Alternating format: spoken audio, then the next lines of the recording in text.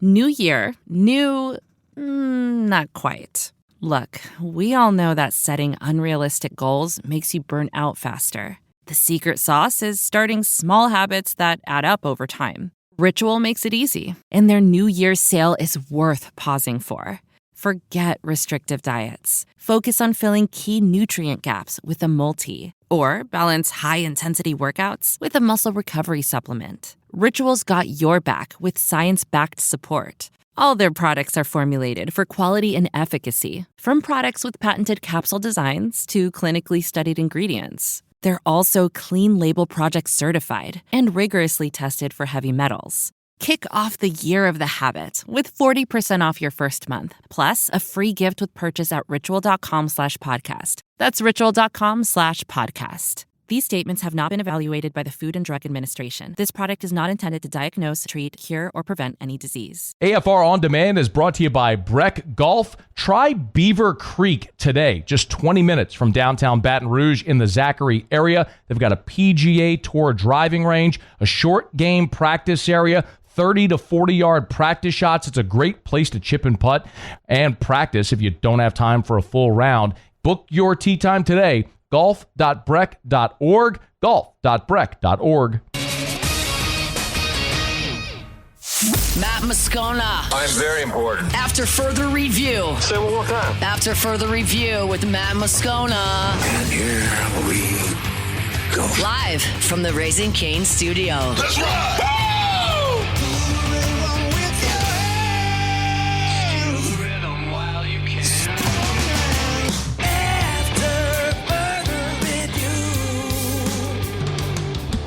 Hour 2, off we go. Welcome aboard. Glad you're with us. AFR, presented by Decision Critical, Concierge Nursing. I'm Matt.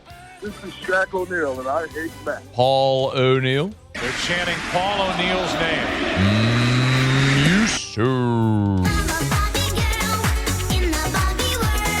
And Mr. Toby Tomplay.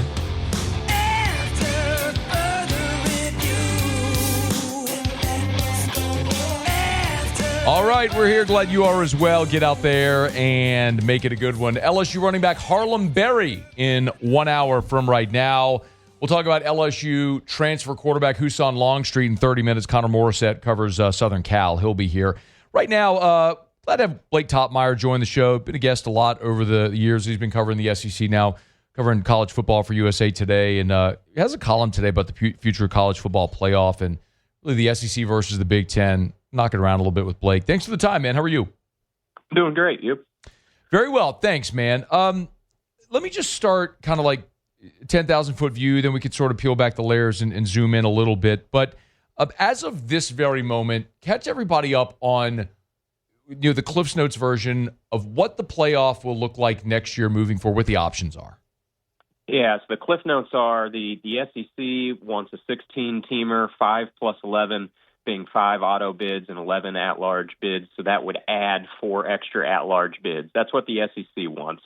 The Big Ten, it's sort of a shapeshifter as to what it wants. Right now, according to multiple reports, it wants a 24-team playoff. What we know the Big Ten doesn't want is the 5 plus 11, 16-team playoff that the SEC wants.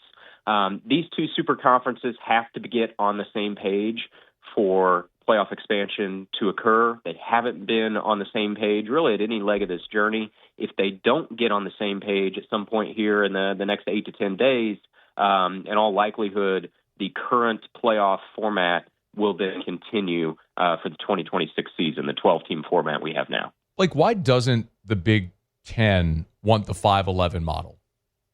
I think there's probably a variety of reasons. One, Tony Petitti is not all that enamored with the selection committee, never has been. And what the 5 plus 11 model would do is it would give more authority to the selection committee because you're adding 4 bids, and those 4 bids would be at-large bids. But I think it goes beyond that. If you look at the past couple seasons, a 5 plus 11 model would not have helped the Big Ten at all. Those 4 extra at-large bids last season and this season, none of those teams would have been Big Ten teams. So now, obviously, that's just a 2-year sample size. But in this sample size, the Big Ten would have gotten the same number of teams in a 16-team playoff as they would have in a 12-team playoff. So if you're looking at it from the Big Ten's perspective, why not either stay at 12 or grow the field to such a size that you could get more of your teams in, which is why the latest number seems to be 24 coming from Big Ten land. But again, I think it's more than that too. It's not just one thing. I think another thing is Tony Petitti really seems to be interested in growing television inventory and growing your playoff to 24 teams versus say 16. That would grow your inventory. I think that was part of the reason why he was so interested in the idea of play-in games, an idea that pretty well died on the vine. It didn't gain a lot of traction, but I think Petitti's interest in that was a number of factors, but one of them I think is like a play-in Saturday could have increased your television inventory. But a lot of his ideas sort of kind of come off as pipe dreams, and they're just they haven't gained traction outside of the Big Ten, and actually the SEC is in alignment with the Big 12 and the ACC in desiring this 5+11 format, but that doesn't really matter because the ACC and the Big 12 are a little bit extraneous to this process, and it's really all about the SEC and Big 10 getting on the same page, which for a year plus now they haven't been able to. Yeah. You correct me if I'm wrong, but effectively the SEC and the Big 10 have to agree. If they don't agree, nothing changes. It has to have that unanimous support from those two leagues. That's correct. That's what we've been consistently told from all the stakeholders. That comes from Rich Clark, who's the CFP executive director. That comes directly from Greg Sankey, the SEC commissioner. Sankey has admitted if the SEC and Big Ten are not in agreement on an expanded model, then 12 this current 12-team format will remain in play next year. He's Blake Toppmeyer, USA Today. He's on Twitter at @BToppmeyer if you want to give him a follow. The way you paint your column today is really and I don't know, you tell me if I'm misinterpreting this, but it really feels like it's a Greg Sankey versus Tony Petitti and who actually wins this heavyweight power struggle. Why does it feel this way that it is those two men sort of jockeying for supreme executive authority in college football? Well, I think part of it is the memorandum of understanding outlines that they are the two in control of the college football playoff. So part of it is contractual, but beyond that, in particular with Sankey, like he was the driving force, one of the key, if not the key driving force in the last round of playoff expansion. If you remember, when the playoff was 4 teams, that model worked beautifully for the SEC. They dominated that 4-team structure, and there was a lot of talk at that time of going to an 8-team format. And one of the ideas was an 8-team format with 6 automatic bids, which would have at the time been an automatic bid for each of the Power 5 conference champions plus a G5 with just 2 at-large bids. And Greg Sankey said, and I'm paraphrasing here, but he basically said, over my dead body, will we have a 8-team playoff with 6 auto bids? And he really was kind of a bull in a china shop that destroyed that idea. And Sankey said, we will either have 4 or we will either have 12, or he would have gone for an 8-team playoff with all at-large bids. But those were the 3 options that he laid out. And he got what he wanted in the end. He got a 12-team playoff, which he was interested in. And not only that, he was one of the architects of this 12-team playoff. And we've seen the 12-team playoff evolve in the last couple of years. You remember when the Pac-12 got raided, Greg Sankey was at the vanguard of changing it from a 6+6 format with 6 auto bids to a 5+7 format, which we've had for the last 2 years. Sankey was the one that initially triggered that change. You go back to last year, after there was some controversy over Arizona State and Boise State getting first-round buys. Sankey was the one at the bully pulpit saying, we got to change this buy structure. And he met some resistance with that from some of his commissioner peers, but he got what he wanted in the end. And so at every turn the last few years, Greg Sankey's kind of got what he wanted in the college football playoff realm. But here's been a case in the last 12 months where he hasn't been able to really get what he wanted, because we know what he wants. He's been saying since the summer that the SEC wants a 5+11 format. And for several months now, he's not really been able to move the ball forward. The Big Ten has kind of dug its heels in. And so as I think you put it accurately, as I put in my column, this is a test of Greg Sankey's power. He's been, I think from a lot of frame of references, including my own, one of, if not the most powerful man in college football for the last several years. But I do think his hands are tighter a little bit here. If the Big Ten says no, I don't know that there's much Greg Sankey can do to get his 5+11 format across the finish line, unless there's some sort of carrot or stick that I'm not seeing here. What has changed so that Sankey doesn't wield as much influence as he once did? Again, I think part of it comes to the contractual structure in that it outlines sort of a 50-50 deal that these two conferences have to be on the same page. I think, too, is Tony Petitti's he's been a little bit of a fly in the ointment, and I don't know that earns him a lot of respect nationally. But when you sort of have this chaos element in which Tony Petitti kind of has been, that sort of makes it difficult, I think, to work around, to negotiate with. Like I said, Petitti's ideas on what the playoffs should or could be sort of change by the month. But I don't know that makes him particularly effective in accomplishing whatever his goals are. But I do think that makes him a little bit difficult to negotiate with. I mean, this is maybe a bit of a stretch of a comparison, but it's like that guy on the mound who's got the 95-mile-an-hour heater, and you don't always really know where it's going to go, but you can't get comfortable in the batter's box either. And I think a little bit that's what it's like to kind of work opposite of Tony Petitti. Is what the guy thinks one day, he might be singing a different tune a week from now. Again, I don't know that helps him garner widespread power and respect, but it does make him a little bit of a difficult cookie to get in a room and negotiate with. Blake, if you had to guess, what do you think happens? This is a tough one. I think it is most likely that the 12-teamer could continue for at least one more year. Wouldn't bet the farm on that. We've seen in the past that a deal can be struck at the 11th hour. If you remember, it took so long to get the ball across the finish line for the 12-team playoff. But boy, it just seems like the various camps are kind of dug in at this point. So I think the most likely outcome is the 12-teamer continues for next year, which from my perch wouldn't be all that bad of a thing. I actually think that the 12-team playoff has many, many more positives than negatives. And if it were just me, I'd probably hesitate before growing this thing too big too quickly. So if 16 can't be the number, if the Big Ten's not going to get on board with 5+11, then I don't see it as being such a bad thing to stay at 12. Deadlines do tend to spur action. We'll see if that might happen here. He's Blake Toppmeyer at @Toppmeyer. You want to give him a follow. His column is linked there on his Twitter as well. You can read it over at USA Today. Good read today about Sankey and Petitti. Blake, we appreciate it, man. Thank you. Okay, good catching up. You too. Be well. It is After Further Review. We are brought to you by South Point Volkswagen, southpointvw.com. New and certified pre-owned in Baton Rouge and online at southpointvw.com, southpointvw.com. Louisiana's largest volume Volkswagen dealer. 2026 is here, which means the 2026s are here on the lot, and nobody has a better selection than South Point Volkswagen. If they don't have what you want, they'll find it. They'll get it for you. So all the different styles and all the different models with all the different features, they'll get what you want. I know when Erica was looking for her Atlas that she drives now, she wanted a white SEL with tan leather interior and the captain's chairs in the middle. I mean, it is a pretty specific thing. She wanted the blacked out rims and everything. Yeah, I know. Erica wanted the blacked out rims. Whatever.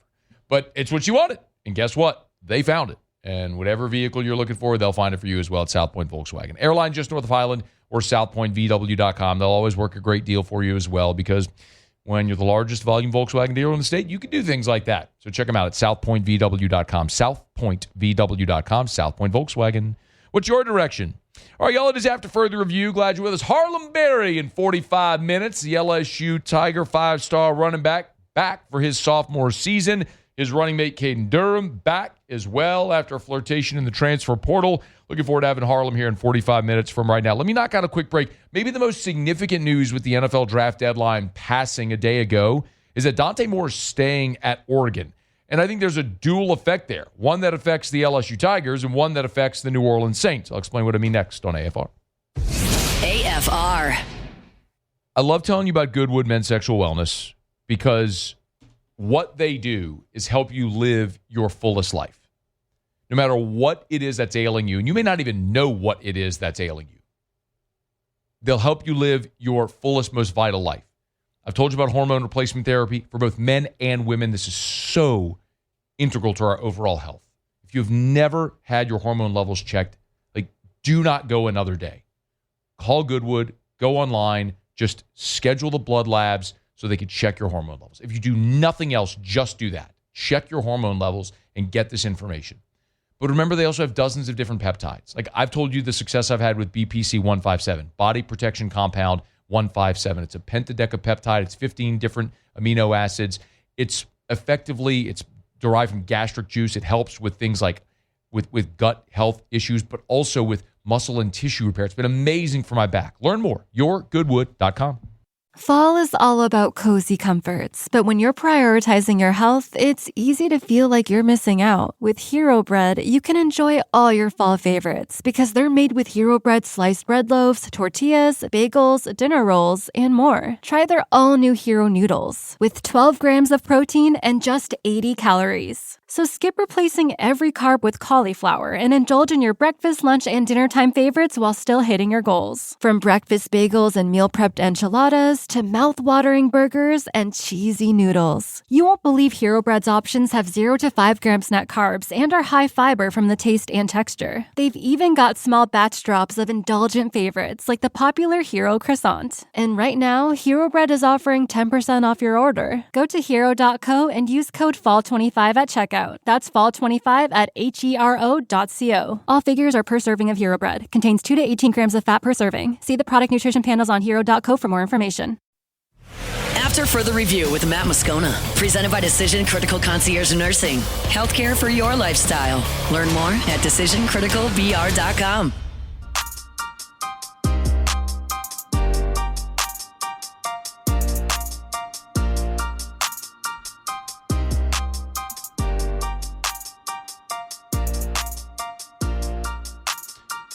So the deadline for players to enter the NFL draft has come and gone. That was on Wednesday. And the most significant news was that Oregon quarterback Dante Moore is returning to school for another season.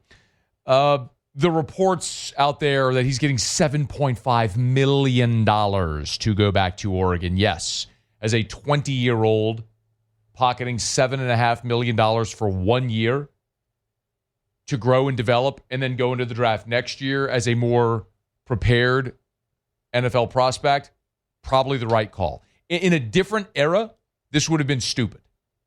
It's just like, I can't help but think back throughout time of players who were projected first-round picks, decided to return to school, and never reached those lofty numbers again. A guy like Matt Barkley, for example. Matt Barkley, had he come out of Southern Cal after his junior year, might have been the first pick in the draft. He ends up being a day 3 guy, never really manifests as a legitimate NFL starting quarterback. Missed the opportunity to cash in.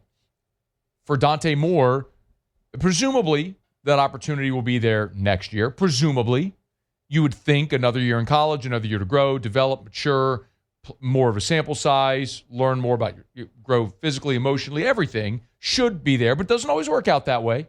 Things happen.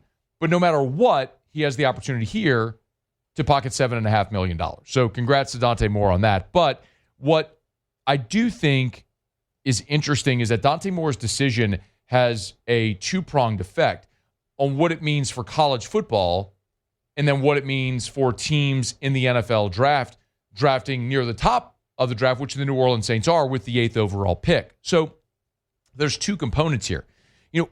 With the way I always look at the draft, and I'm not saying that this is right, like the way it should be done. It's just the way that I always kind of look at the draft, which is to say, okay, if the Saints are picking 8th, and we know, for example, there's a position of need for New Orleans, what players are most likely to go ahead of where the Saints pick that are not that position? So in this draft, exactly, like the Saints, we can all agree, are not going to take a quarterback at 8. Now, the Falcons gave Kirk Cousins a 9-figure contract and then used the 8th pick for Michael Penix, which, whatever. But I think we would all agree that's an outlier. That's not something I think most organizations would do. So you're kind of looking at it going, all right, the Saints pick 8th. They're not going to take a quarterback. So you want as many quarterbacks crammed into those top 7 picks as possible so the Saints will have more options after those quarterbacks come off the board. Because every time a quarterback comes off the board, a player the Saints would want gets bumped down, right? I mean, that's just math. So you think about who is likely at the top of this draft. And this isn't necessarily gospel, but like Mel Kiper's got his big board. This isn't a mock draft. It's just his big board, who he has as the best prospects in the draft.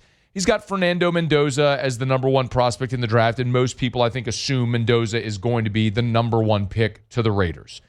He's got Jeremiah Love, the running back from Notre Dame, Arvell Reese from Ohio State, Francis Mauigoa, the offensive tackle from Miami, David Bailey from Texas Tech, the linebacker, Caleb Downs, the safety. How about all the Ohio State kids? 4 straight Ohio State kids. Sonny Styles, the linebacker, Carnell Tate, the wide receiver, Kenyon Sadiq, the tight end from Oregon, Jordan Tyson, the wide receiver from Arizona State. All that to say, I just went through the top 10, and you only had 1 quarterback, Fernando Mendoza. So if Dante Moore had stayed in had entered this year's draft, he was likely going to be a top 10 pick. By all accounts, I mean, you never know what can happen throughout the draft process. I mean, like a guy like Brady Quinn was a projected top 10 pick. Heck, Shadur Sanders, a year ago, was in a lot of people's mock drafts as a top 10 pick. Kiper had him as the number 1 quarterback in his draft last year. He ended up going around 5. So the draft is weird. Things happen. There's unpredictability and variables with the draft every year. But suffice to say, we could all agree, if Dante Moore had come out, you'd probably be looking at a scenario where that would be 2 quarterbacks who are most likely going to go ahead of where the Saints pick. Well, now you remove Dante Moore. What's another player that's not a quarterback that's going to go in the top 10 that would be an option off the board for New Orleans? Now, I don't think the Saints are going to take an offensive tackle. So Mauigoa from Miami, likely not an option. I don't know that the Saints would be interested in taking a linebacker in the top 10. So someone like David Bailey or look, I would not rule out Arvell Reese. You're talking about an elite level edge rusher. I'd be over the moon if they drafted Arvell Reese. But I'm really looking at this draft in the top 10. I'm looking at a couple of positions. I'm looking with the Saints picking 8th. You either need a dynamic playmaker, a true number 1 lockdown cornerback, or an edge rusher, which generally, if you're drafting outside the top 10, you're never going to have the opportunity to draft the best edge rusher in the draft. Like, you just don't have the opportunity to get Micah Parsons if you're drafting 27th. It's not to say you don't find Trey Hendricksons in round 3. That's just the exception, not the rule of find the best edge rusher in the draft. Sometimes you get lucky, like with Chase Young. His misfortune of having an injury plague beginning to his career made the team that drafted him unwilling to invest in him. They trade him. He becomes a free agent. You end up landing him. So, and that looks like that's worked out really well. So that's one team's misfortune, which becomes the New Orleans Saints game. But I'm talking about being able to draft that player. So all that to say, this is going to be an interesting scenario because I do think Dante Moore electing to stay in school negatively affects New Orleans, because that's a guy at a position the Saints were not going to take that would have been drafted ahead of where the Saints picked, that would have dropped another worthwhile player down to New Orleans at 8. So now you're really going into this draft pulling for guys like Ty Simpson and Trinidad Chambliss to elevate their draft stock throughout this pre-draft process. Pro days, the combine, Senior Bowl, whatever, all those different types of pre-draft visits and workouts. You want these guys to elevate their stock to push into the top 10. So the more quarterbacks you can cram into the top 10, the better, the more number of players the Saints will get a value at 8 to have their choice. So Dante Moore choosing to stay in school, that's a net negative for the New Orleans Saints, but you're really pulling for Ty Simpson and Trinidad Chambliss to increase their draft stock throughout this process. Now, I said that it affects the NFL and college football. Well, the college football component of this is something like Trinidad Chambliss. Dante Moore staying in school means that removes an elite level quarterback from this year's draft, which means quarterback needy teams no longer have that option. They're looking at Fernando Mendoza, but now the next tier, like if you're looking at the positional rankings, for example, by Kuiper, and again, just one man's positional rankings, but Kuiper's top 10 quarterbacks are Mendoza, Ty Simpson 2, Trinidad Chambliss 3, Drew Aller from Penn State, Carson Beck, John Mateer, he's got Nussmeier 7, Pavia, Taylor Green, Sawyer Robertson. Those are the top 10 quarterbacks in the draft. It's hard to imagine a year where you see a handful of first-round picks. Now, a lot of things happen between now and the draft, and we'll see how it all plays out. But from like an LSU perspective, if you want Trinidad Chambliss out of Oxford, you don't want a sixth-year, 24-year-old quarterback at Ole Miss, and when you go play them there in September, you want them having turnover at that position. You want a guy like Deuce Knight starting for the first time.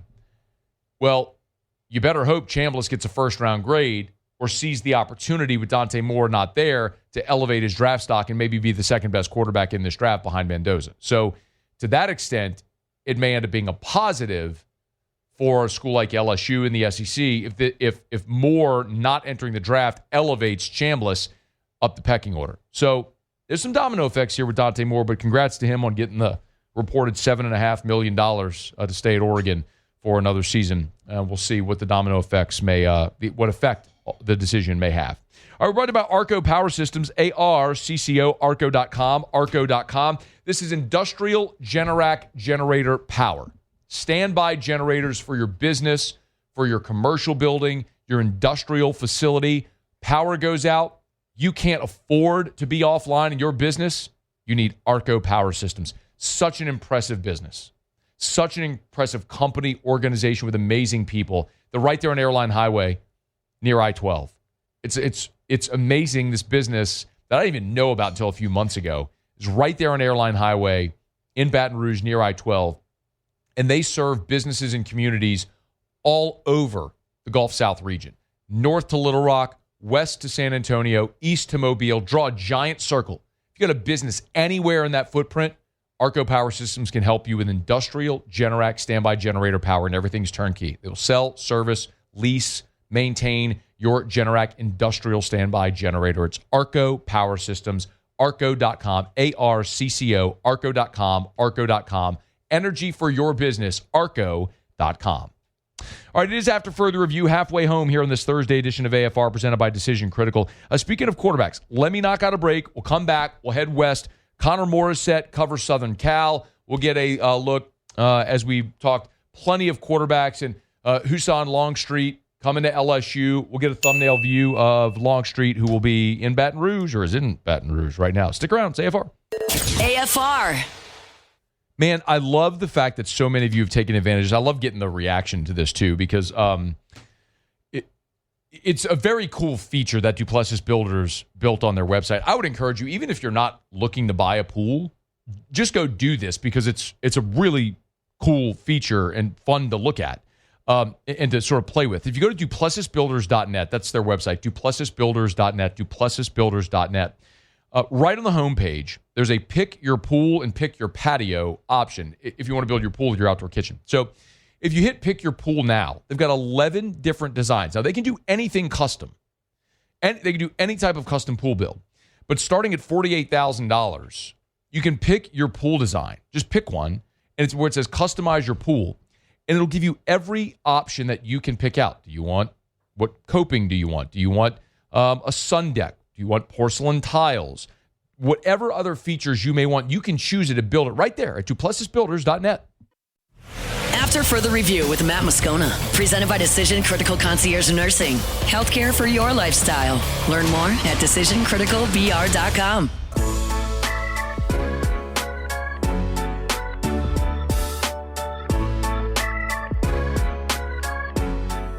At 15 on the play clock. Longstreet thought about throwing it and instead takes it himself. The first Trojan touchdown of his young career.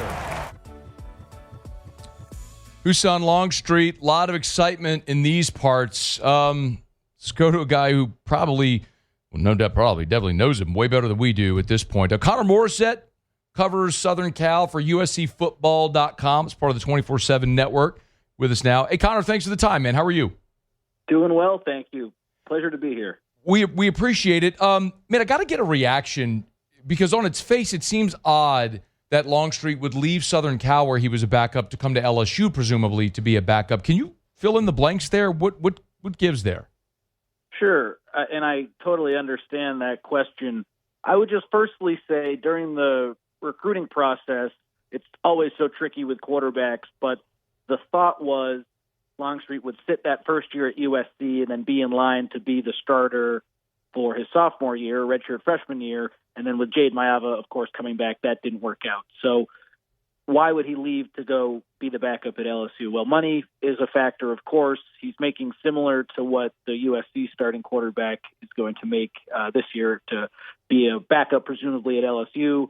They felt like the family felt like that Lane Kiffin's job security is a little bit firmer than Lincoln Riley's right now, where Riley's going into year 5, and if USC has a disappointing year, he could be on the way out. Lane Kiffin, of course, first year at LSU, so that was a factor. Longstreet is from the Louisiana area, and that was his hometown school, a place he always wanted to go, so that's part of it too. And then just how this whole season worked with Longstreet.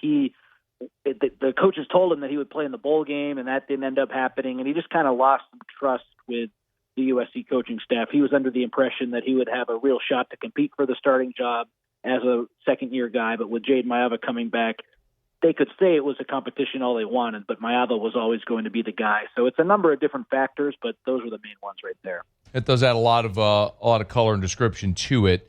Let's talk about the player himself. We can look at recruiting rankings, and 5 stars are always enticing. You got to see him. What stands out?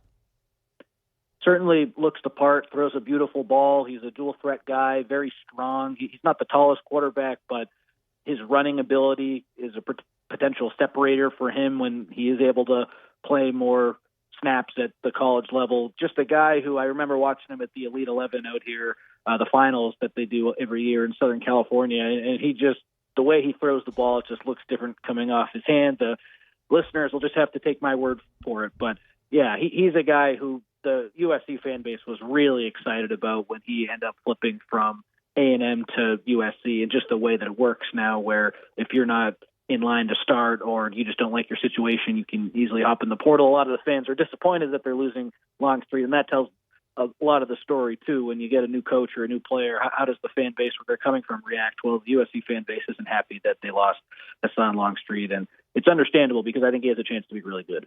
That's actually a good follow-up to, you mentioned the flip from A&M. Why did he flip from A&M to Southern Cal a year ago?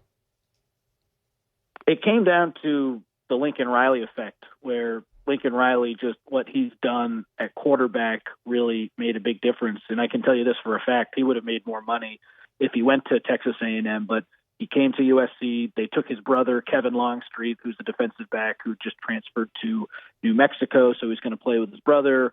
And the fact that he was playing high school football in the Southern California area, that gave the USC staff an opportunity to be around him a lot, and they just ended up winning the recruiting battle the old-fashioned way, where the relationship piece with quarterbacks coach Luke Heward, the relationship with Riley's track record, that ended up winning out over an A&M situation where he would have been paid more. He didn't, and Connor Morissette's our guest from USCFootball.com, it's part of 24/7 Sports, at C_Morissette, if you want to go give him a follow. He didn't play a ton, obviously, but if you had to look and say, where in his game does he most need to improve, what would you say? This is kind of a cop-out answer, but he just needs to play more, because when he would come in and mop up duty, he did really well against either the starters for Group of 5 teams or the backups for Power 4 teams. I think he only threw 1 incompletion on the year, something like that, and he ran a lot. The biggest thing from the limited exposure that we got to him on game days, there were situations where he was probably a little too fast to take off and run. You'd prefer him to stay in the pocket and make a throw, but I think that's pretty common among all inexperienced quarterbacks. You see that at the NFL level too, where if the first or second read isn't there, a guy's going to take off. So I would just say more game reps is the most important thing. And then when he gets those, the ability to go through your progressions and not necessarily take off at the first sign of pressure. You think he's a guy will be willing to sit and wait his turn at LSU?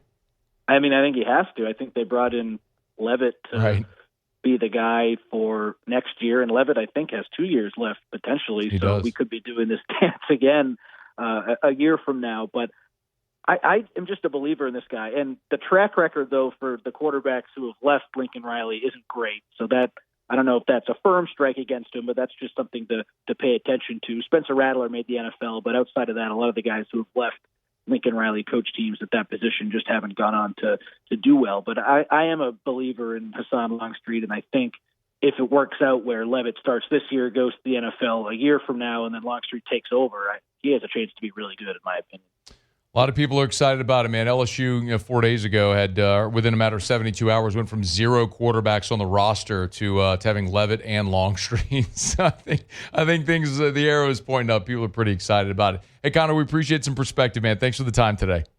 My pleasure. Thanks for having me. Of course. That is Connor Morrisette, USCFootball.com, part of the 24/7 Sports Network. On Twitter at @C_Morrisette if you want to give him a follow. That's interesting. It was interesting to hear him talk about LSU being sort of his hometown school, the school that he always wanted, that Longstreet always wanted to go to, because I know, and I don't know Husan Longstreet. I haven't met him yet, and to the best of my knowledge, we've reached out, but I don't think he's done any media since signing with LSU. I would love, by the way, if you're listening, watching, open invite. Come on.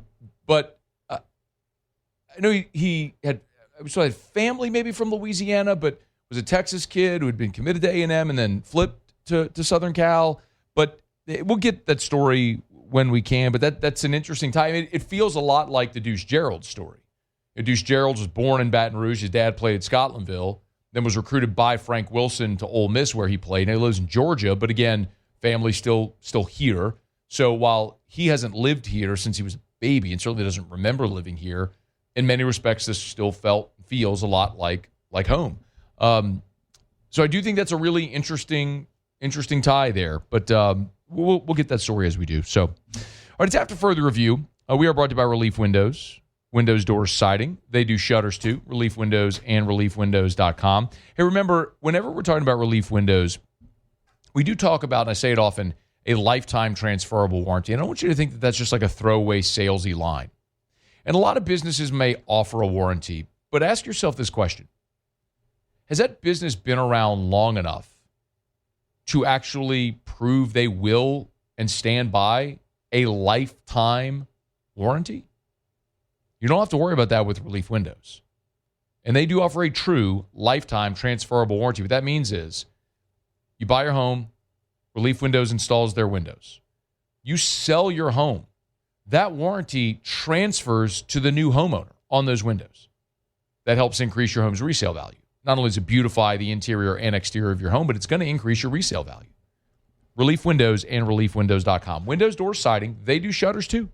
Relief Windows and ReliefWindows.com. All right, man, been a good show. We appreciate you for hanging out with us here. Thanks to Blake Toppmeyer from USA Today. Was here at the start of this hour. You just heard Connor Morrisette. Harlem Berry in 17 minutes. You ever Harlem Berry drop? I do, but it's in my folder. I'll grab it. Got to bring that back. It's been a minute. Need the Harlem Berry drop. Been a while. I know. Well, I mean, we've said Harlem Berry's name. Yeah. We haven't been doing the drop. Let's bring it back. It's old Jacob Berry, Harlem Berry. Why not? Let's do it. All right, Harlem Berry in 17 minutes. Sorry about his decision to come back to LSU, to bypass the transfer portal. Man, when Harlem committed to LSU out of St. Martin Episcopal, we had him on the show that summer. He committed the summer before his senior year, and I remember it vividly. I played the clip a bunch, but one of the things he said is, I've wanted to go to LSU since I knew what LSU was. And he's a great example of a guy who's a Louisiana kid that always wanted to wear that uniform and play for that school, and it played in LSU's favor. So we'll talk about that with Harlem coming up, and much more coming up here in about 16 minutes from right now. Okay, quick break, come back. Muse Love Tigers and the Pros. Don't you move. It's AFR. AFR. Let's Rev. R-E-V. Let's Rev.com. Let's Rev.com. Why wouldn't you? I mean, after all, we are talking about 70,000 home and business owners in South Louisiana that trust Rev. I'm in that number. Parish Construction Roofing's in that number. Guarantee Media is in that number. Be it your home or your business. You want high-speed internet, 5 gigs, an all-fiber network, you want Rev. R-E-V. That's why we say let's Rev.com, let's Rev.com, let's Rev.com. Y'all, switch to Rev. Louisiana's largest privately owned and operated internet service provider, 5-star customer service and reliability, and backed by an all-fiber network. R-E-V. Let's Rev.com. After further review with Matt Moscona, presented by Decision Critical Concierge Nursing. Healthcare for your lifestyle. Learn more at decisioncriticalbr.com.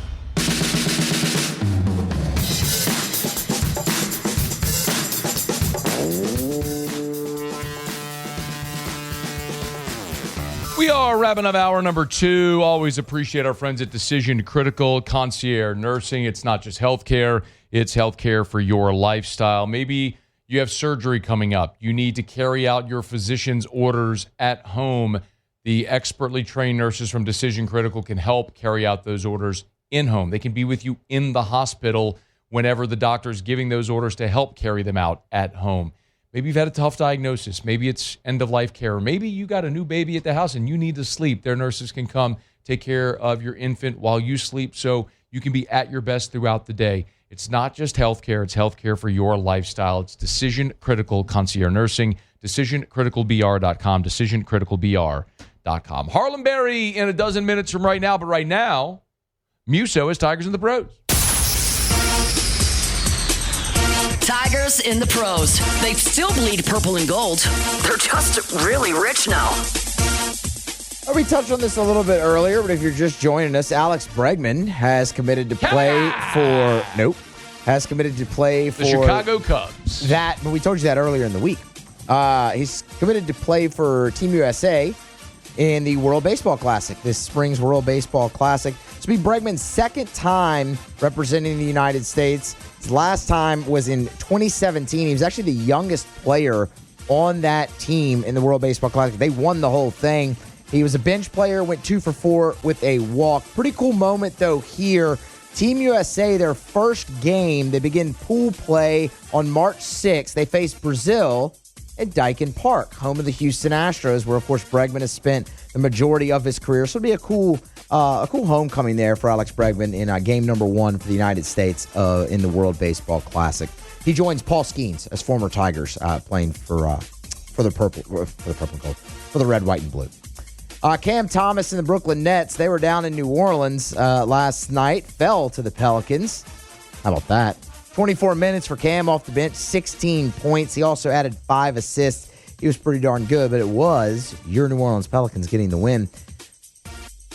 Trendon Watford, this is encouraging. So Trendon Watford, you remember, had the left adductor strain. It kept him out for 2 months, really, of the NBA season. He returned, has played the last 3 weeks, but very limited action. Just 5 minutes off the bench was his longest outing.